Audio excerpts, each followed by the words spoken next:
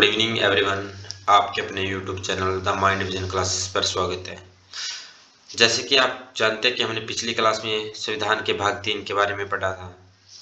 आज हम संविधान के भाग 4 के बारे में पढ़ेंगे, जो कि राज्य के नीति निर्देशक तत्व है, जिसे हम डीपीएसपी या directive principle of state policy के नाम से जानते हैं, जिसके अंतर्गत अनुच्छेद 36 से 51 के बारे में हम भाग 4 में चर्चा करेंगे। भाग 4 में राज्य के नीति निर्देशक तत्वों को देखेंगे और ये सबसे पहले ये जानेंगे कि डीपीएसपी हमने किस देश से हमारे संविधान में शामिल किया है। तो हमने ये आयरलैंड देश से हमारे संविधान में शामिल किया है। मतलब आयरलैंड देश के जो राज्य के नीति निर्देशक तत्व है वो हमारे संविधान में हमने शामिल किया है। और डीपीएसपी का उद्देश्य है एक कल्याणकारी राज्य बनाना होता है। तो सबसे पहले हम अनुच्छेद 36 के बारे में पढ़ेंगे। अनुच्छेद 36 में राज्य की परिभाषा दे रखी है और यही राज्य की परिभाषा हमने अनुच्छेद 12 में पढ़ी थी। अब हम अनुच्छेद 37 के बारे में पढ़ेंगे। अनुच्छेद 37 जिसमें नीति निर्देशक तत्व राज्य के शासन में मूलभूत आधार है लेकिन परिवर्तनीय नहीं है। इसका यहाँ मतलब यह है कि कोई भी राज्य डीपीएसपी राज्य के लिए मूलभूत आधार होता है लेकिन परिवर्तनीय नहीं है। परिवर्तनीय का यहाँ मतलब यह है कि हम इसे लागू करवाने के लिए बाध्य नहीं है। अगर राज्य चाहे तो यह अपने नागरिक को दे सकता है, अगर राज्य नहीं चाहे तो यह लागू भी नहीं करवा सकते। ये सभी निर्भर करता है राज्य पे, हम इसे बाध्यकारी नहीं बना सकते। तो आपको अनुच्छेद 37 के बारे में जानकारी मिल गई होगी। इसमें राज्य ये जो डीपीएसपी है ये राज्य के शासन में मूलभूत आधार है लेकिन हमें इसे बाध्यकारी नहीं बना सकते। राज्य के ऊपर निर्भर करता है कि अपने नागरिकों को देता है या नहीं देता। अनुच्छेद 38 में राज्य का कर्तव्य है कि वह भारतीय नागरिक को सामाजिक, आर्थिक और राजनीतिक न्याय प्रदान करे। अगर अनुच्छेद 39 की बात करें हम तो अनुच्छेद 39 में राज्य का कर्तव्य है कि वो समान कार्य के लिए समान वेतन प्रदान करे। अर्थात अगर पुरुष और महिला कोई कार्य करती है तो दोनों को समान कार्य के लिए समान वेतन देना यह राज्य का कर्तव्य है। वहीं 39A जो कि 42वां संविधान संशोधन अधिनियम 1976 के तहत हमारे संविधान में शामिल किया गया है, जिसमें राज्य का कर्तव्य है कि वे नागरिक को समान न्याय व निःशुल्क कानूनी सहायता प्रदान करे। यह अनुच्छेद 39A में शामिल किया गया है। वहीं अनुच्छेद 40 में ग्राम पंचायत का गठन है, जिसमें राज्य का कर्तव्य होता है कि वो ग्राम पंचायत का गठन करे और उसको सशक्तिकरण करवाए। वहीं बात करें अनुच्छेद 41 की तो अनुच्छेद 41 में रोजगार का अधिकार, बेरोजगारी, बीमारी, वृद्धावस्था और विकलांगता में सहायता करना यह राज्य का कर्तव्य होता है कि वो भारतीय नागरिक को रोजगार प्रदान करे, बेरोजगारी, बीमारी और वृद्धावस्था और विकलांगता में जन सहायता करे। वहीं अनुच्छेद 42 की बात करें तो अनुच्छेद 42 में कामगार के लिए काम की न्याय संगत दशाएं व महिलाएं के लिए प्रसूति सहायता प्रदान करना है।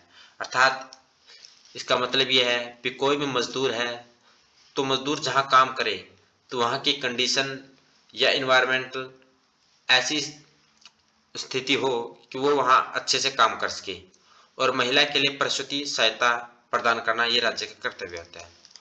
अनुच्छेद 43 की बात करें तो मजदूरों के लिए निर्वाह मजदूरी प्रदान करना राज्य का कर्तव्य है कि वो मजदूरों के लिए उचित मजदूरी प्रदान करे ताकि उनका जीवन यापन अच्छे से चल सके। ये भी राज्य का कर्तव्य होता है। वहीं अनुच्छेद 43A और 43B जो कि डीपीएसपी में बाद में शामिल किए गए हैं, और 43A 42वां संविधान संशोधन 1976 के तहत शामिल किए गए, जिसमें उद्योग के प्रबंधन में मजदूर की भागीदारी बनाना शामिल किया गया है। अर्थात कोई भी इंडस्ट्री है तो उसकी मैनेजमेंट, उसकी प्रबंधन में मजदूर की भागीदारी हो, ये राज्य का कर्तव्य होता है कि उसको शामिल करवाए। वहीं 43 बी जो कि 97वें संविधान संशोधन 2011 के तहत हमारे डीपीएसपी में शामिल किया है, जिसमें सहकारी संस्था की उन्नति या प्रबंधन करवाना ये राज्य का कर्तव्य होता है। अगर हम बात करें अनुच्छेद 44 की, जिसे हम समान सिविल संहिता कहते हैं, का निर्माण करना हर राज्य का कर्तव्य होता है। समान सिविल संहिता, जिसे हम समान नागरिक संहिता के नाम से भी जानते हैं, जिसके अंतर्गत कोई भी राज्य के सभी नागरिक और सभी धर्मों के लिए सभी कानून समान होंगे। जो सिविल कानून होते हैं, सिविल रूल, वो सभी धर्मों और सभी नागरिक के लिए समान रखा जाए, उसे हम एक समान या समान सही सिविल संहिता कहते हैं, जो कि अभी फिलहाल गोवा में शामिल है, गोवा में लागू किया गया है। वहीं अनुच्छेद 45 की बात करें, अनुच्छेद 45 में 6 वर्ष से कम आयु के बच्चों की बाल्यावस्था की देखरेख व शिक्षा प्रदान करवाना ये राज्य का कर्तव्य होता है। और जिसके अंतर्गत हम आंगनवाड़ी की बात करें तो आंगनवाड़ी इसी के अंतर्गत आती है, जहाँ पर बच्चों के लिए देखरेख तथा शिक्षा का प्रदान, निःशुल्क शिक्षा का प्रदान किया जाता है। तो अनुच्छेद 45 में 6 वर्ष से कम के बच्चों की देखरेख तथा शिक्षा प्रदान करवाना ये राज्य का कर्तव्य होता है। अनुच्छेद 46 की बात करें तो अनुच्छेद 46 में अनुसूचित जाति एससी और अनुसूचित जनजाति एसटी व कोई भी अन्य दुर्बल वर्ग के नागरिक या कोई भी दुर्बल वर्ग को शिक्षित करना और उसको आर्थिक हितों को प्रदान करवाना ये राज्य का कर्तव्य होता है। वैसे अनुच्छेद 47 की बात करें तो अनुच्छेद 47 में पोषक आहार देना राज्य का कर्तव्य है कि वो नागरिक को पोषक आहार प्रदान करवाए, और लोक स्वास्थ्य में सुधार करना ये भी राज्य का अधिकार होता है, कर्तव्य होता है। और शराब व अन्य मादक पदार्थ का उत्पादन और बिक्री पर रोक लगाना ये भी एक राज्य का कर्तव्य होता है। ये सब अनुच्छेद 47 के अंतर्गत दिया गया है। वहीं अनुच्छेद 48 की बात करें, अनुच्छेद 48 में कृषि व पशुपालन को प्रोत्साहन देना और गोवध पर रोक लगाना ये राज्य का कर्तव्य होता है। उसके बाद 48A जो कि 42वें संविधान संशोधन 1976 के तहत शामिल किया गया है, जिसके अंतर्गत पर्यावरण के संरक्षण व वन्य जीवों की रक्षा करना ये राज्य का कर्तव्य होता है।